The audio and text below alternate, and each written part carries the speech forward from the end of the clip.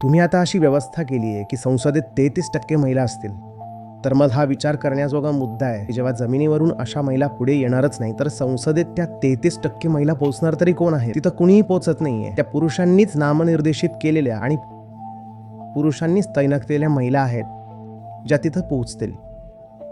पण ती महिला काही नसेल, ती एक कठपुतळी असेल आणि त्या कठपुतळीची दोरी पुरुषांच्या हातात असेल, जुन्या परंपरेच्या हातात असेल.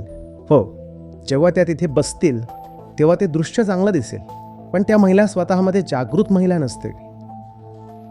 भारतात पुरुष आणि महिलांच्या संख्येमध्ये जे अंतर आहे ते पाहून घ्या. आता जेव्हा जनगणनेचे आकडे येतील तेव्हा ते 3 कोटी पण असू शकतात किंवा 5 कोटी पण असू शकतात, नाहीतर 2011चे आकडे उपलब्ध आहेत, तेच बघून घ्या. तिथं संसदेत महिला बसलेल्या असतील आणि जमिनीवर हिंसक, क्रूर, रक्तबंबाळ भ्रूणहत्येचे प्रकार सुरूच राहतील. लाखो, करोडोंच्या संख्येने होत राहतील. हुंड्यासाठी हत्या होत राहतील. तुम्ही आजही आकडे उचलून पहा. हे माझं वैयक्तिक मत नाही आहे. तेव्हा तुम्हाला समजेल की शाळा सोडणाऱ्यांमध्ये जास्त कोण आहेत. तुम्हाला दिसेल की या मुली आहेत ज्या शाळा सोडतायत आणि त्याच्या कारणांची जेव्हा तुम्ही चौकशी कराल तेव्हा तुम्हाला धक्का बसेल की भारतात हे आजही काय चाललंय. पहिलं काम तर हे व्हायला हवं की तिला जन्म घेऊ द्या.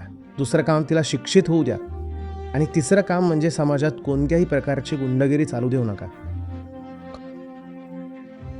खरं सक्षमीकरण यात आहे की ती शिकू शकेल, भीतीशिवाय जगू शकेल, जागरूक राहील आणि आपले निर्णय स्वतः घेऊ शकेल. कुणीही तिचा भाग्यविधाता बनू नये.